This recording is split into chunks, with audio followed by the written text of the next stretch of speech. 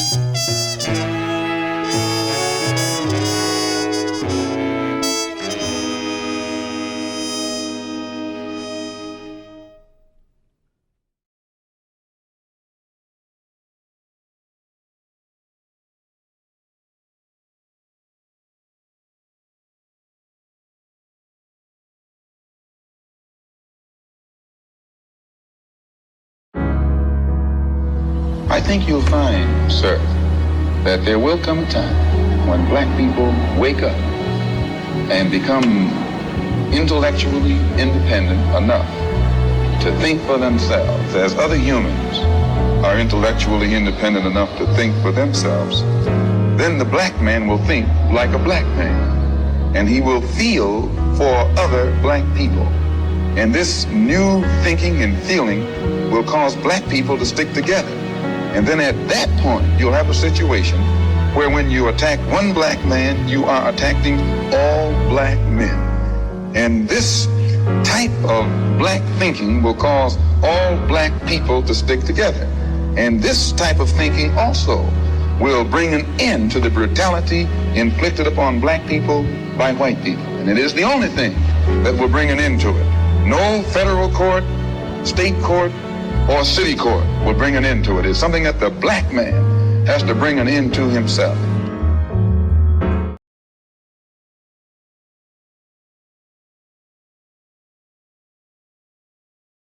There's already so much pain, so much pain, so much pain. There's already so much pain, and there ain't nothing else we can do. Hey, sing it louder. There's already so much pain, so much pain, so much pain. There's already so much pain, and there ain't nothing else we can do. All right, listen up. They got tanks coming through right here, through right here, through right here. They got tanks coming through right here, and there ain't nothing else we can do. All together, they got tanks coming through right here, through right here, through right here. They got tanks coming through right here, and there ain't nothing else we can do but to fight.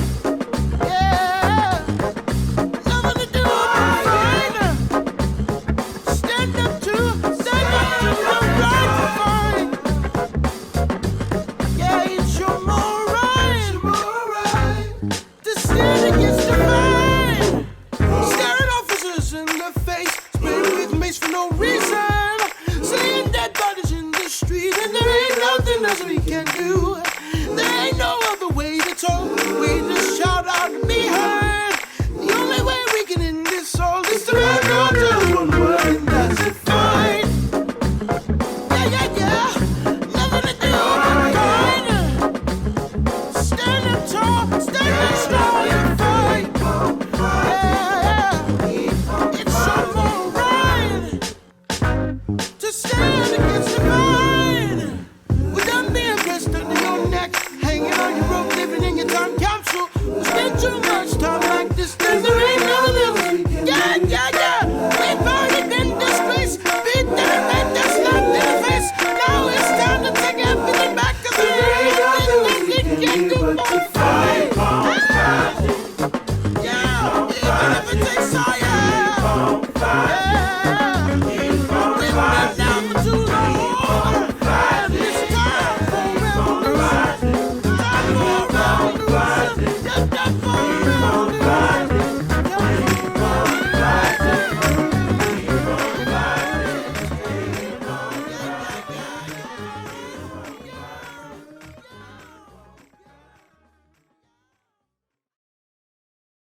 Hello, my name is Shonda Smith Baker, and I'm the Chief Impact Officer and Senior Vice President at the Minneapolis Foundation.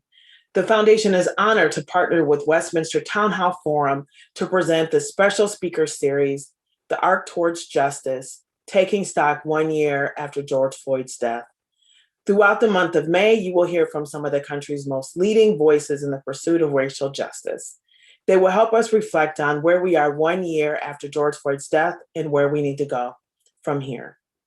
We believe that every single person in our community has a role to play to ensure George Floyd is never forgotten, and that his death leads to real change. We all have work to do, we have things to learn, and we all have ways that we need to grow. Each of the speakers in this series will offer wisdom and perspective that will help us on that path. On behalf of the Minneapolis Foundation and the Westminster Town Hall Forum, thank you for joining us today. Together, we will help build the arc of the moral universe towards justice. Greetings. This is the Westminster Town Hall Forum. Our speaker today is the Reverend Dr. Otis Moss III. For more than 40 years, the Town Hall Forum has invited speakers of conscience to address the issues of the day from an ethical perspective. This program is part of a special series called The Arc Toward Justice, taking stock 1 year after George Floyd's death. This month, we are presenting 4 talks by national voices on racial justice. We're asking each person to reflect on where we are 1 year since George Floyd's murder and where they believe we need to go. You may learn more about each of these talks on our website, westminsterforum.org. We would like to thank the Minneapolis Foundation for being our presenting sponsor for this series. Our thanks as well to the Polad Family Foundation for co-sponsoring production of these programs. We also have several media partners supporting this series. Thanks to Minnesota Public Radio for recording and broadcasting all our forum programs. Thanks also to our longtime media sponsor, MinnPost, a source for nonpartisan news coverage of Minnesota and beyond. Find more at minnpost.com. And we would like to welcome a new media sponsor of the forum, Sahan Journal. That's S-A-H-A-N. Sahan Journal provides news coverage that illuminates issues affecting Minnesota immigrants and communities of color and redefining what it means to be a Minnesotan. Learn more and see their coverage at sahanjournal.com. The Reverend Dr. Otis Moss III serves as senior pastor of Trinity United Church of Christ, located in the Washington Heights community on the south side of Chicago. The church, of more than 8,500 members, has a simple yet powerful motto: "We are a congregation which is unashamedly Black and unapologetically Christian." For 2 decades, the Reverend Moss has preached a Black theology that calls attention to the problems of mass incarceration, environmental injustice, and economic inequality. Reverend Moss led a team that came up with the My Life Matters curriculum, including the viral video, Get Home Safely, 10 Rules of Survival, created in the aftermath of Michael Brown's death at the hands of police. The Reverend Moss was recently recognized as one of the 12 most effective preachers in the English language by Baylor University's George W. Truett Theological Seminary. He's the author of several books, most recently Blue Note Preaching in a Post-Soul World, Finding Hope in an Age of Despair.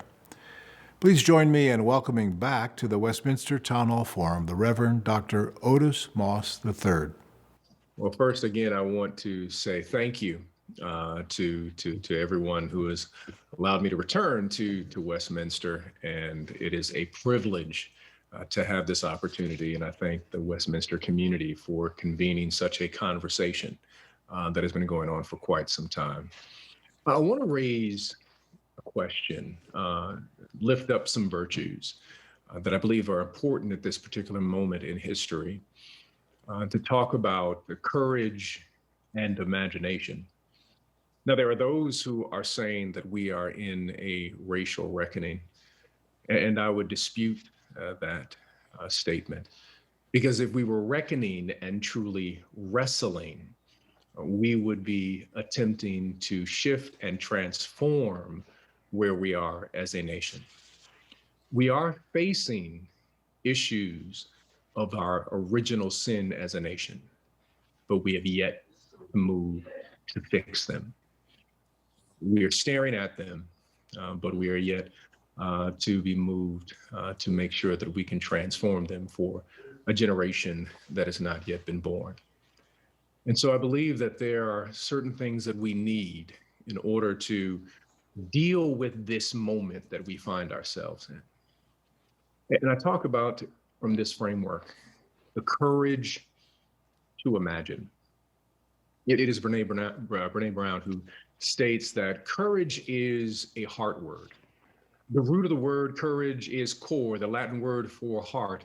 It is one of its earliest forms. The word courage meant to speak one's mind by telling all of one's heart.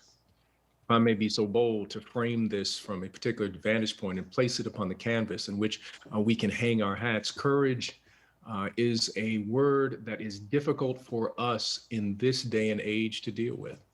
I like the way that Howard Thurman frames courage and connects it to authenticity. He says that in every human being, there is an inner sea, an inward sea. And on that sea, there is an island. And on that island is an altar. And at that altar is an angel of the flaming sword. And if you are to live authentically and find your courage to be able to speak authentically from one's heart and speak that truth that can be transformative, you've got to find that sea, make it to that island, and place your fears, your failures, and all of who you are on that altar. The great poet laureate of Black Joy and Possibility, Maya Angelou, says it this way: that courage is a virtue needed for all virtues to come alive. I cannot love unless I have courage to love. I cannot forgive unless I'm willing to carry myself to the altar of forgiveness. I cannot face my failures unless courage is holding my hand. That courage is embedded in this idea of talking about justice, of prophetic speech, the utterance that we give that can be transformative in a nation, that we must have the heart speech to speak authentically in this moment. Or as the prophets of old would say, that willing to speak truth to power. But unfortunately, courage is framed in a very male-centric, kinetic, very Hollywood-centric framing, where courage and justice are connected to ideas of legalism and retribution. But that is not courage. And that is truly not what justice is in this moment, is not simply retribution or legalism. And courage cannot be framed in terms of these acts that are physical. Marvel, which I do like, Marvel Comics and the Marvel Universe, but they have done damage into our idea of what courage is, because all of the Marvel characters actually function out of a framework of privilege. You see, I'm not rich like Iron Man. I'm not royalty like Thor. I'm not endowed with a scientific genius like Bruce Banner, who becomes the Hulk, nor do I have superior reflexes like Black Widow, nor genetic enhancements like Captain America, nor is a nation behind me like T'Challa, the Black Panther. That their acts of justice are always rooted in physicality and in strength. But if we are to move into a new framework as a nation, we must have the heart speech, the kind of courage, and a courage that is willing to imagine what has not existed. How do we do this? I borrow from a particular person that many people who are listening have never heard of. A person out of the African-American tradition who is rooted in Black spirituality and also this pragmatic imagination of what a nation can be. This person is named Robert Smalls. Robert Smalls was born an enslaved African in South Carolina, Charleston to be specific. And in 1862, Robert Smalls and Hannah Smalls, his wife, a husband and wife who were enslaved in the South, who had children, hatched a plan that was unlike any other plan that had been witnessed in America and has yet to be witnessed again. Robert and Hannah Smalls decided that they were going to steal a Confederate warship, sail it to freedom so that their children would not live a life where they were considered solely to be property and a problem.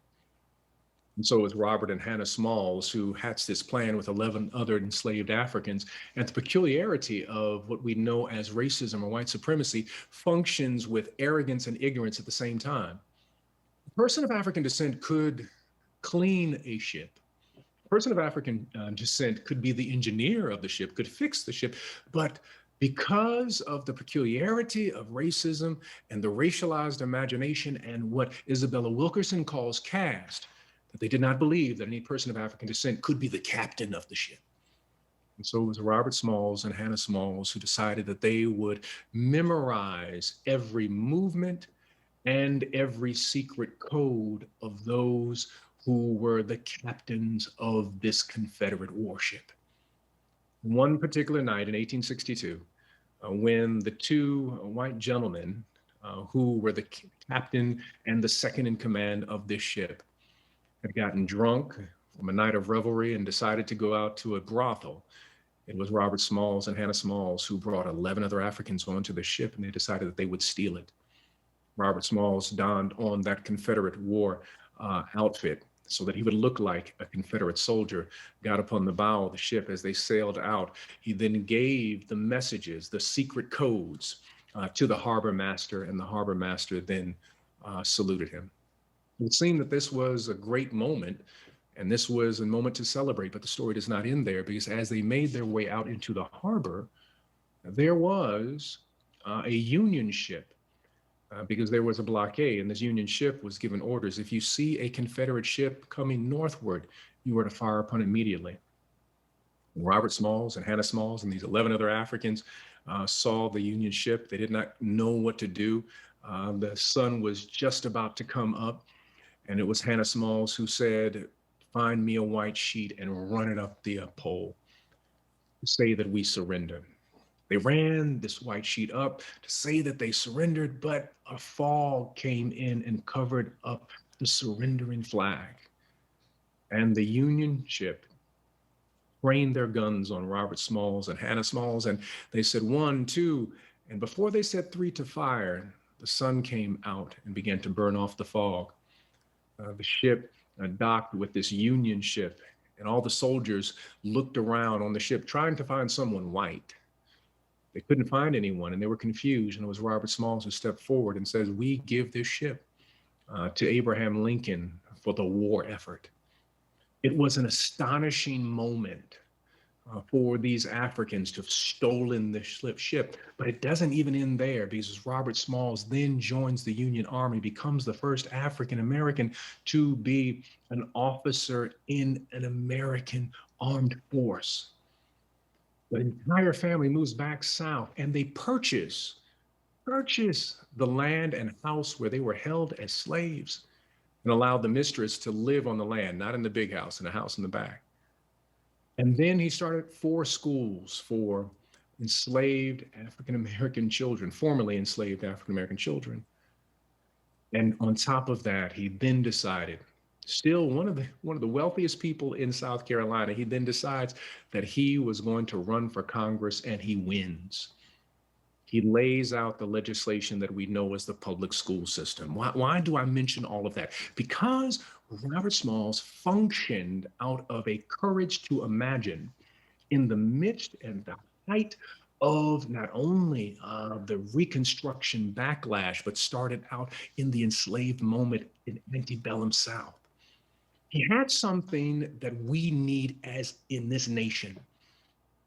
He had that heart speech, that courage, but he also had this spirituality that believed in sacred sight. What is sacred sight? It means that I look with joy and worth and dignity of other human beings. He looked at his son and daughters and said that I do not want them to exist in this world.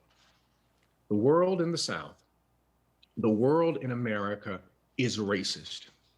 They will not be able to escape from this, but I can create for them a world in their minds and in their imagination where they will not live based on the racial caste.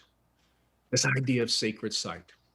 Can we have sacred sight to be able to see every community has worth and dignity, and we do not operate from a deficit mindset as if we are assisting another community, but we see them as having inherent worth? And what this moment, what George Floyd represents, is, can America have sacred sight and have the courage to imagine? Robert Smalls says you've got to have that sacred sight, but you also got to have some ancestral wisdom. In other words, in order for me to do what I did, I had to pull from the ancestral wisdom of a Demarc Vesey, from Gullah culture, from Nat Turner. And I would even say at this moment, what we need to pull from, we need to pull from the brilliance of someone like a Fannie Lou Hamer, the brilliance of a Bayard Rustin, the brilliance of an Ella Baker, and the brilliance of a Malcolm X, and the brilliance of a Martin Luther King Jr. We call and pull upon the ancestral wisdom tradition, not just those who make us comfortable, but the ones in which we must face our fears and our failures if we are to construct a nation that has yet to be. That's why I love Fannie Lou Hamer so very much, because she always would have a song and faith in one hand and pragmatic community organizing in the other. But only with an eighth grade education, she had the power to confront the person who thought they were in power as the president of the United States. Ancestral wisdom. connected to sacred site saying that I see the inherent worth and dignity of every community and every individual. And then I pull from the stories of those of yesterday. Because if we have the wrong story, the wrong narrative, it is not possible for us to move to liberation, because we will continue to repeat the same, the same, the same, the same issues, the same problems, the same failures, like a broken record, a broken record. We will do it over and over again. So Smalls teaches us that in this moment, the courage to imagine that we must have the courage, that heart speech, to be able to speak authentically with sacred sight, but also ancestral wisdom.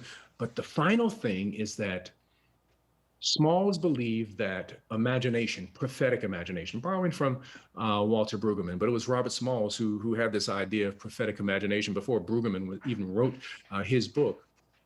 He believed that I can function and live in this nation, as broken as it is, as caste-centered, as much as white supremacy is shaping the way I live, if I use my imagination prophetically to see a world that is not yet, but function as if it is. Brueggemann does a great job, the great theologian, when he speaks about the Exodus narrative, in that Moses had prophetic imagination. He saw a world that was not yet, where it was Pharaoh who had royal consciousness. He had an investment in the status quo. And it was Moses who had not been to the promised land, knew nothing about the desert, but still had the vision to see something different for his people. This is the call in this moment, if we are to have the courage to imagine, that we must face the original sin of America. It is not COVID-19 that is taking so many lives. It is COVID-16-19. George Floyd died of an epidemic. The epidemic of COVID-16-19, the epidemic of racial caste, the epidemic of white supremacy, the epidemic that does not see people as fully human, nor sees the sacred imprint upon every human soul. Problematic. Prophetic imagination, when we have the courage to imagine, I like to use it this way, that we can then frame and see America in a different way. I like to say that we can then have a jazz ethic or a jazz framing of democracy. Some may say, what do you mean, preaching about this idea of jazz ethic or jazz framing of democracy? Well, those who know anything about jazz, they know that it was born in one of the great American cities. I would even argue probably one of the greatest American cities, named New Orleans, NOLA, as they like to say. A place where you had freed Africans along with enslaved Africans, indigenous people, people who spoke Spanish and also French and German living in the same space, those who were Catholic and Protestant. And on Sundays, all of the sounds of those different cultures merged together in a place called the Congo Square, and something new was created that we know as jazz. It literally brings together things that are not supposed to come together in a simmering gumbo of culture. It is jazz music that does something that is very powerful. Instruments that should not play together, they play together nonetheless. Saxophone, which was designed specifically for the marching band, plays with the piano, which was designed for European classical. And then a trap drum set utilizes poly-African rhythms, along with a bass that is supposed to use the bow, but the person who plays it decides to play with their fingers. And each instrument is allowed to solo out of their own unique cultural narrative. In other words, the saxophone doesn't say piano, you must sound like me. Piano does not say drums, you must sound like me. The bass does not say to the saxophone, you must sound like me. Each one brings their uniqueness to the table, and they find a way to jam together. Jazz taught America democracy before America knew what democracy was all about. And that becomes the ethic by which we must function as a nation. Do we have the courage to allow people of different frameworks of different perspectives, of different cultural backgrounds, of different languages, of different faiths and traditions to play in this band of democracy? Is there an intersection where Black Lives Matter and gender and queer and those of the indigenous community, or an Asian and Latinx, and those who function out of a spiritual or Black church community, whether Protestant or Catholic or maybe Muslim or from the Judaic tradition, for those who are Buddhist, those who are agnostic, and those who are atheists, can they function together? Can we create a nation that is yet to be, in the words of Dr. King, a beloved community? I believe that we can, if we have the courage to imagine and face the original sin of this nation. We are the vaccine for COVID-19. We are the ones who will eradicate these particular issues. We are the ones who will build a new nation. And that is our call. It is our demand. That is what we shall do if we have the courage to imagine. Thank you very much, Reverend Otis Moss III. I want to say amen after the end of that. In fact, I think I maybe heard an amen in the background there in your home. Very, very much appreciate what you've said here. We were in, my wife and I were in Charleston 2 months before COVID, January last year, and we worshiped Mother Emanuel and read and heard the story of Denmark Vesey and what happened to that church, shut down in the mid-19th century and coming back to life after the Civil War. And we read about Robert and Hannah Smalls and courage, the fortitude to exercise courage takes risk.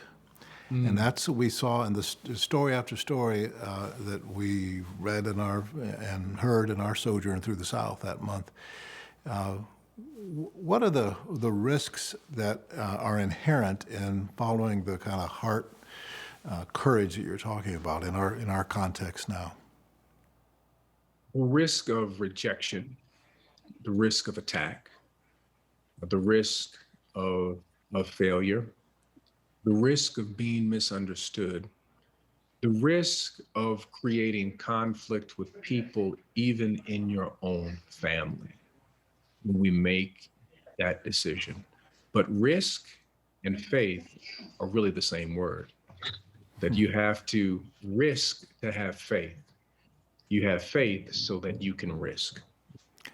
That's very helpful from a preacher who just opened a letter from someone who heard my most recent sermon and said they're never coming back. When I said that Jesus wants us to know that Black Lives Matter, and that was the end of it for him. But what are the, I love their emphasis on stories because this, one of our staff members said she feels like she's living in history, in the story. And it's like chapters 1 through 9 all at once here in Minneapolis. And she's a young African-American woman creating history, living in history. What are the stories? Whose stories are we going to hear from this era when the preacher 50 years from now is speaking about what happened in America in this year, in 2020, 2021?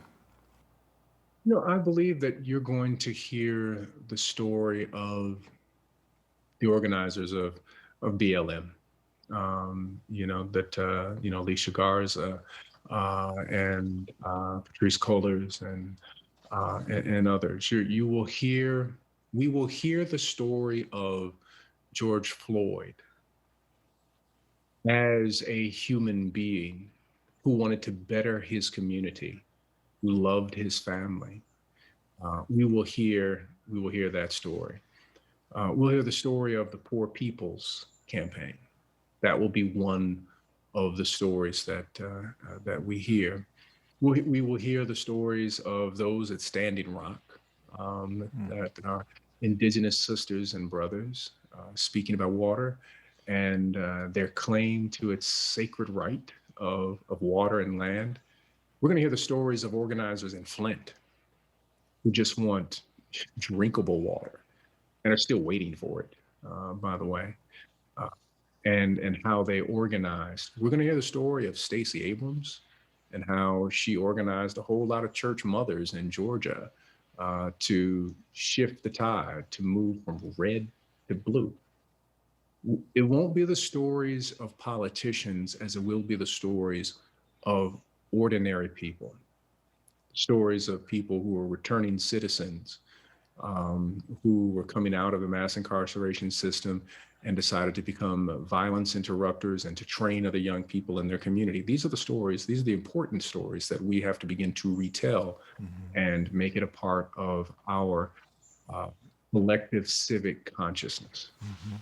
Here in Minnesota, one of the stories that has kind of flown under the radar is the story of Keith Ellison, our Attorney General who led the prosecution of the former police officer who murdered George Floyd. A black Attorney General who put together an ACE team and gave them their marching orders and a wonderful result for those of us who felt like there was a conviction coming. But the other stories that are happening here is a lot of young African-American women are providing leadership in our community now, and Black Visions and other organizing groups. Are you finding young people particularly energized in this movement this time? Energized and also tired, both and. What's so exciting is to witness across the country young activists who are deeply committed to transformation, organizing everything around abolition and defunding and reimagining what we call public safety, to eco-justice activists and advocates, to those who are working with people who are returning from the prison industrial complex and wanting to literally dismantle this system that has just wreaked havoc upon so many families across the United States. It is truly amazing to see the work that people are doing. There's a young activist I know, a young man by the name of Vaughn. He's in a wheelchair, and that's important to the story because he was shot when he was much younger and he was paralyzed. But he has organized a group called Activist here in Chicago. That anytime that there is a shooting, whether in a Black or Latino neighborhood, this group of Black and brown brothers are dispatched immediately to intervene and interrupt the cycle of violence, whether that is violence in a particular community, maybe gang violence, or state-sponsored violence, where we've been paying taxes for a particular organization for public safety, and that group ends up killing or harming an individual. I know Chicago has been a place of great violence, frankly, in the Black community. In recent years, we hear about it a lot in Minneapolis, and we also know about what happened in police violence. And the day our trial started here, with Adam Toledo, in a neighborhood that I know well. When I was at seminary in Chicago, I worked a lot in Little Village for that community. Talk to us, if you would, about the prevalence of guns and the violent culture in which we live in our neighborhoods, which is not entirely a police culture, but certainly the militarized law enforcement presence doesn't help. Guns. Well, yes. Well, in Chicago in particular, you have a city that is segregated, economic apartheid, the whole nine in terms of its structure. And specifically, politically, the history of Chicago from the time of the 1920s, 1930s, where you have the Mayor Thompson, Mayor Cermak. In order to maintain power, one of the things that the early Chicago machine did was to make sure that there was chaos in particular communities. So organizing communities together was something that was fought politically. That just kind of gives a little bit of a background. And intervening against what was considered to be violence in certain communities was hands off. They did not want to reduce the amount of conflict that was happening in communities. And so these quote unquote gangs began to organize along with the Black Panther Party, the movie that just recently came out, Judas and the Black Messiah. Again, the Chicago political machine intervened because that organizing was dangerous. In the 90s and in the early 2000s, there was a mass arrest in Chicago to lock up all the leaders of gangs, which created a micro gang situation. So these leaders who were organized in certain areas, some of them who were becoming politically conscious, some of them were becoming spiritually conscious, locked up.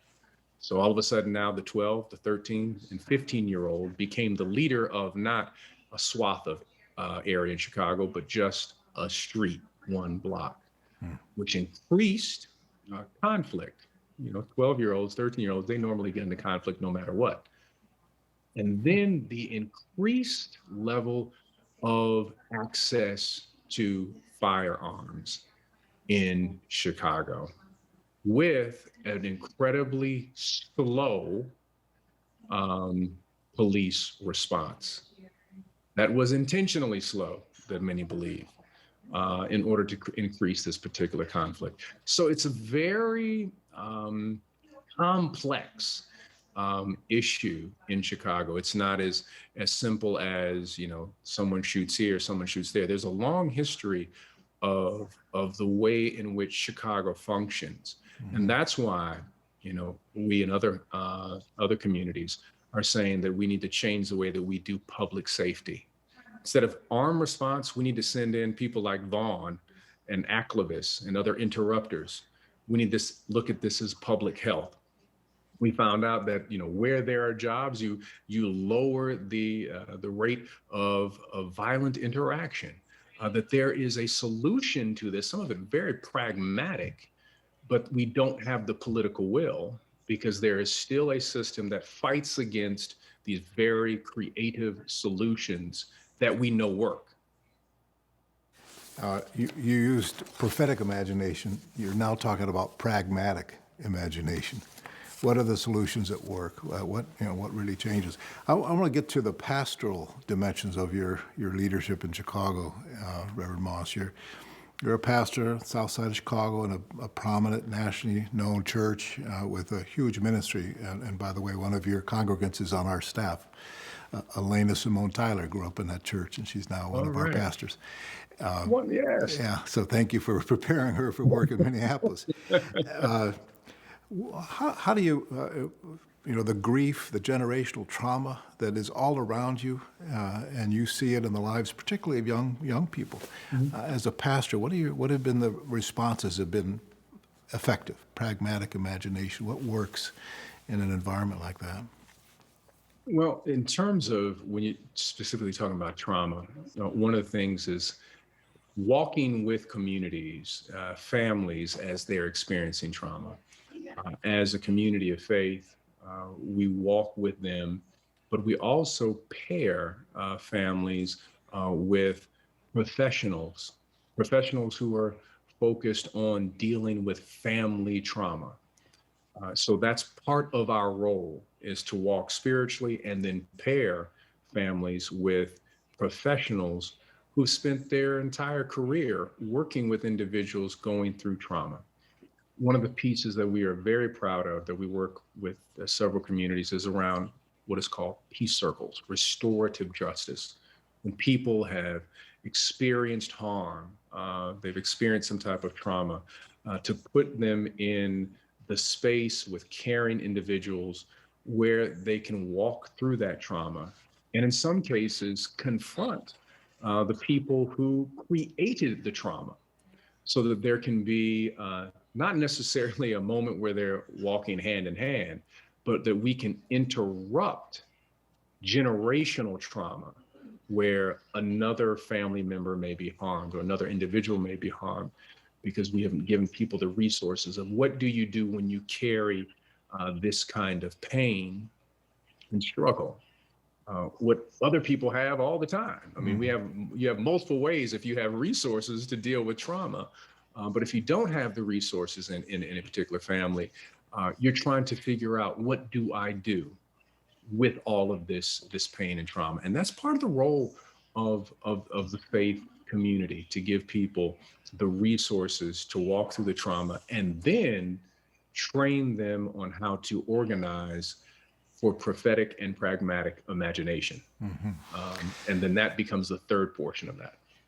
This is the Westminster Town Hall Forum, and I'm moderator Tim Hart Anderson. We're talking today with the Reverend Dr. Otis Moss III as part of our series, The Arc Toward Justice, taking stock 1 year after George Floyd's death. This program, like all town hall forums, is provided as a service to the community, completely free and open to all. That is thanks to the generosity of our supporters. Donations from individuals make up 85% of the forum's budget. If you are able, we would encourage you to consider supporting the forum, which you may do on our website, westminsterforum.org. I want to continue our conversation with Reverend Moss and go to the question of individual stories versus systems. We as pastors, we know we can kind of help people access their heart and find that courage. It's a lot harder to change a system, and that's what really, that kind of system change is what's needed. What can we as individuals do to change the systems? The first thing that we have to recognize is that the system is a problem. Number one. Number two, we have to begin to organize, become a part of organizations that are actively seeking to tear down, shift, reimagine the way in which we live and operate. The next piece, you should be a registered voter. I just want to say that. But holding politicians accountable, that there's a whole realm of organizing around how do we do politics on a local level that work for the community. I'm not even going national. I'm just talking about local county politics. And you brought up Keith Ellison, wonderful gentleman. I had the opportunity to just meet him one time. I was very impressed. But changing the office of the DA is a local action that has dramatic effects, which also puts the DA's office at odds with the police union, with traditional, political backers. But we have to have the kind of organizing that understands the complexity of the system. Some people are going to be good at organizing in the street. Some people are going to be great at creating policy. Some are going to be wonderful at raising money. Some are going to be creating the internal systems. There's all of these areas. In order to tear down the system, it takes a collective effort in order to reimagine what we will do as a community, as a nation. The Minnesota Council of Churches has just launched a major initiative called Truth and Reparations, in which you're trying to look statewide at changing the system, understanding, telling the truth, as John Hope Franklin says, we've got to tell the unvarnished truth, telling the truth to one another about what's happened to the indigenous people here and African American people here. How do you feel about reparations as a way to, to repair damage done by racism? Is that a realistic, a pragmatic approach to resolving racial injustice in this land? I certainly think so. It's interesting that everybody believes in reparations until we start talking about Black people. If you were to watch a soccer game, they have something called a free kick. If you watch basketball, they have something called a free throw. If you watch any particular sport, there are rules in place that are a form of a reparation. When you run track, ran track, there was something called a staggered start. You said you didn't start everybody at the line at the same place. There has to be, because you are on the outer ring, we have a reparation in terms of where you start this in order for it to be fair. So I believe that there needs to be a form of reparations in this country. There has to be a truth committee to say that there's a wonderful book called The Half Has Not Been Told that shares that the wealth of the United States, up into trillions of dollars, that as a superpower, was built off of the ability to have free labor. And the book goes through and said, if this free labor was not available, the United States could not be a superpower. That its wealth is built off of this, particularly the South in particular. So I think that's a question that we need to have. Now, how does that look?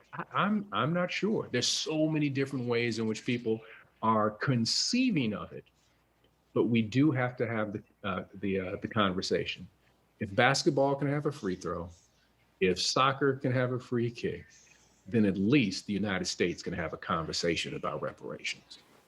Of course, we were also visited the mansion in Savannah, where a bunch of black clergy, some recently enslaved and now free, and in the end of the Civil War, when Sherman was there, they presented their demand. The 40 acres. 40 and a acres. mule. Yeah. Interestingly enough, side point, I believe, if not mistaken, it is Dave Chappelle's great grandfather was a part of that group. Is that right? He was one of the bishops in the AME church that stated that there needs to be a reparation of 40 acres and a mule, which I find very fascinating that, Dave Chappelle's, grandfather was part of this movement. It points to the generational trauma, the generational connection that we're talking about. This isn't abstract. This is the lives of people we know and love. Right. As a pastor, I know your church calls itself unapologetically black and unapologetically Christian. I might ask why you feel like you need to apologize for either of those in the first place, but I assume you have white folks in your church as well. Racism, we think of as something that harms black folk. It does damage to white people too. And do you talk about that with your white friends or white congregants, the impact of racism? And how would you describe that? I talk about the idea, the racialized myth, and the idea of whiteness being a myth, that white people get to be white when a black person or a brown person are in the room. When we leave, you become ethnic, or is the way Jim Wallace explains it. If you leave the United States and you're white, you land in Europe and they ask you, where are you from? They don't say, welcome, white person. They say, are you Scottish? Are you German? They raise your ethnicity. And a return to ethnicity is a return to heritage and history and also culture. Holding on to race, which is the social construct, is bowing down at the altar of supremacy. And so I believe that I talk about the return to ethnicity, the importance of ethnicity, the beauty of ethnicity. You have food when you're talking about ethnicity. You don't have food when you start talking race. It's like, hey, I want some white food. There's no white food, but there is. We do have French and Scottish and English and Swedish. Yes, you have a culture and a narrative and all of that, and stories that speak to the commonality of the human experience. When we return to ethnicity, we get to celebrate the unique fabric of humanity when we return to ethnicity. So when you say your congregation is unapologetically black, you mean you're embracing the ethnicity called Black America? Right. We're embracing that ethnicity. We're talking culture. We're talking about people of African descent. Yeah.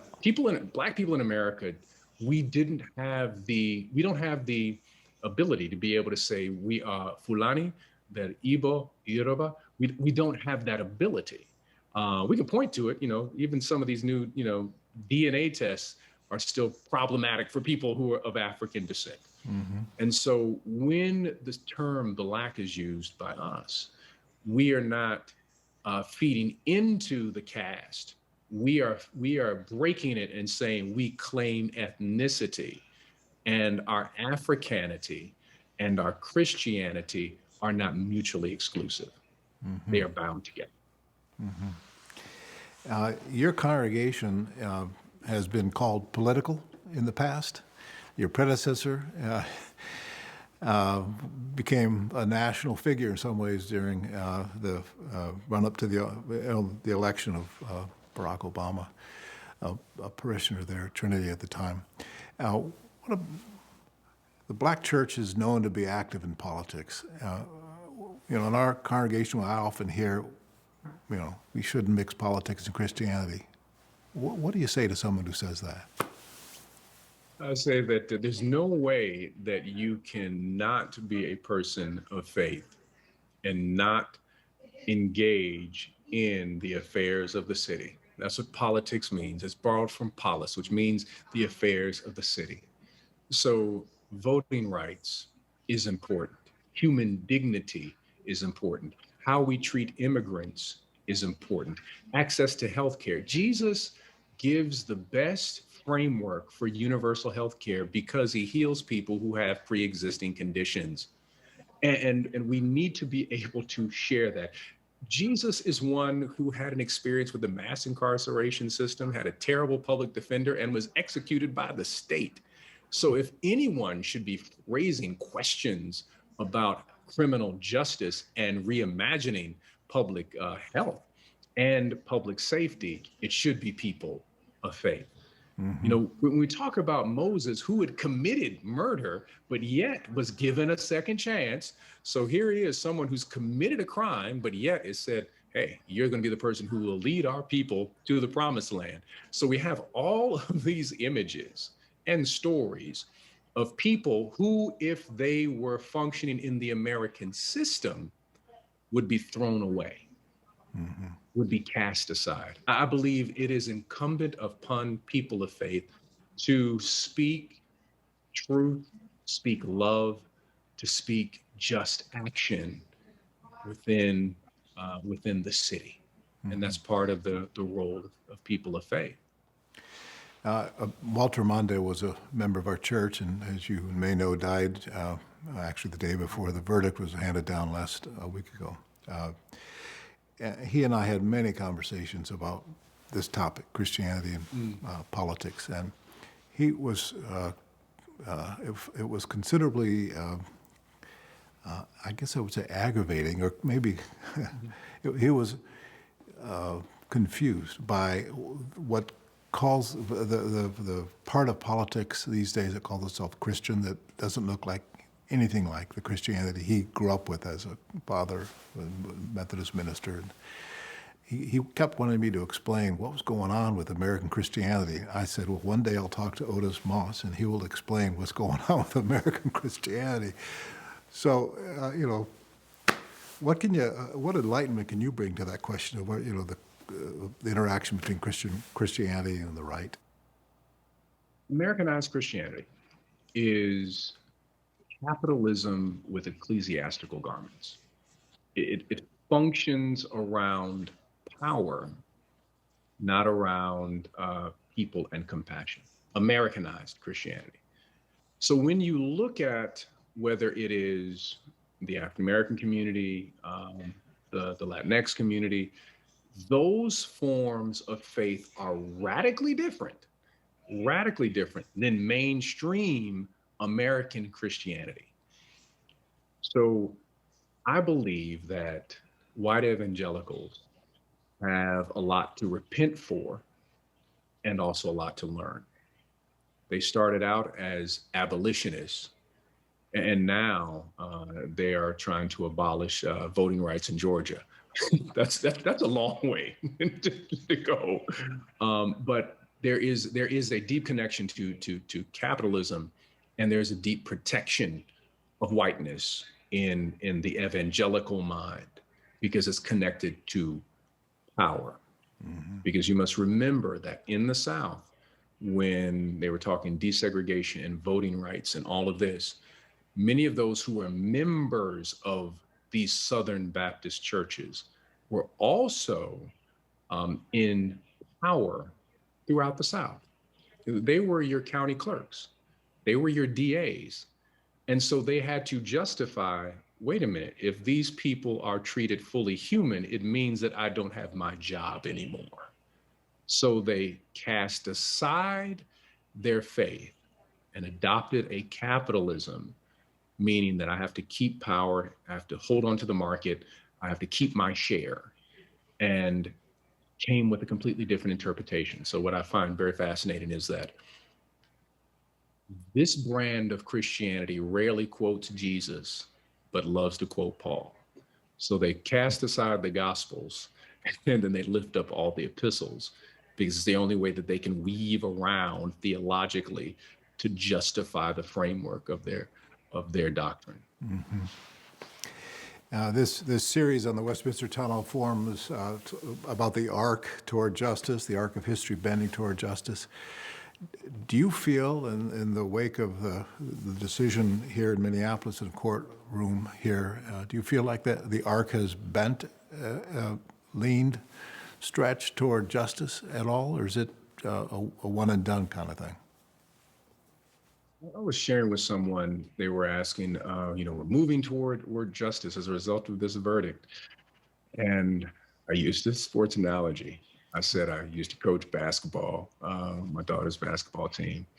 And we talked about shooting efficiency, that when you're doing your free throws. I said, if you make 1 out of 10, that's not efficient. You're at 10%. I said, we want to get you at 70, which means that there has to be practice and practice and practice. You have to take free throw after free throw after free throw till you reach muscle memory.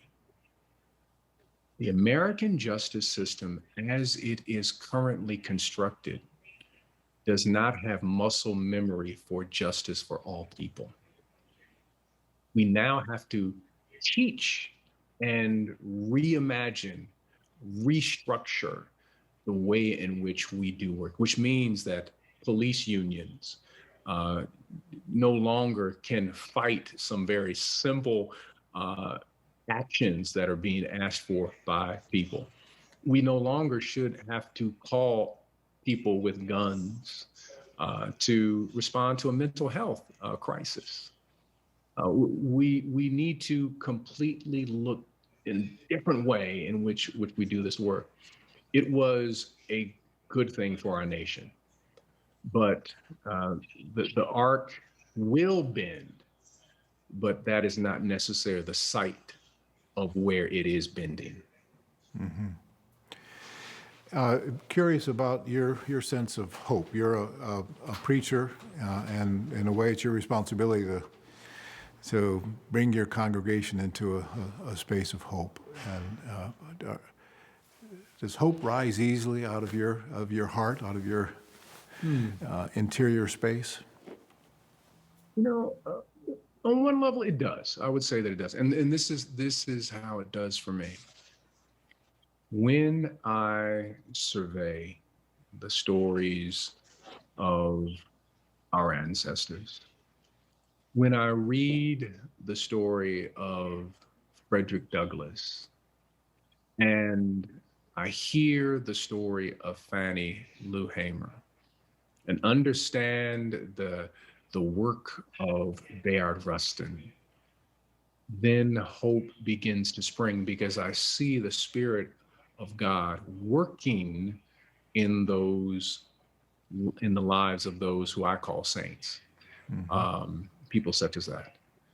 Yes, because I had this. I had a sermon one time when I was actually borrowing from a question similar to that, and I used the question of, so what would Harriet say? Harriet would say, you don't have the right not to have hope. Look at what I accomplished. Now, we've not reached anywhere near where we need to be, but don't come at me with pessimism, because I was considered property and I freed 300 people. Don't come at me with pessimism because I became a spy for for the Union Army. And I stood barely 5 feet tall.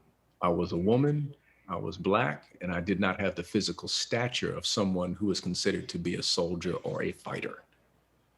So what would Harriet say? Always kicks me in the tail and say, with all of your modern conveniences and access to technology, your understanding of AI, and you've looked at quantum physics and you read theology and philosophy, how dare you fall into a moment of despair? Face the tragedy, but don't fall in despair. And know that the arc does bend, but this moment you may not be able to see the bend, but it will at some point in the future. Amen to that. Thank you very much, Reverend Dr. Otis Moss III from Trinity United Church in Chicago. We're grateful for your presence with us on the Town Hall Forum. Thank you so much for allowing me to be here with you. Thank you for joining us at the Westminster Town Hall Forum. There are 3 other talks as part of our series, The Arc Toward Justice, Taking Stock 1 year after George Floyd's death. You can find the talk by Jelani Cobb, a writer for The New Yorker, on our website. Deborah Archer, the new national president of the American Civil Liberties Union, will join us next. Finally, we will hear from 2 members of George Floyd's family, Angela Harrelson, his aunt, and Paris Stevens, his cousin. Find out more about each of these programs on our website, westminsterforum.org. Once again, we'd like to thank our presenting sponsor for this series, the Minneapolis Foundation. Thanks as well to the Polad Family Foundation for supporting production of these talks. And thanks to our media partners, Minnesota Public Radio, for recording and broadcasting these talks, as well as MinnPost and Sahan Journal. Thank you, especially to our listeners. And please join us again at the Westminster Town Hall Forum.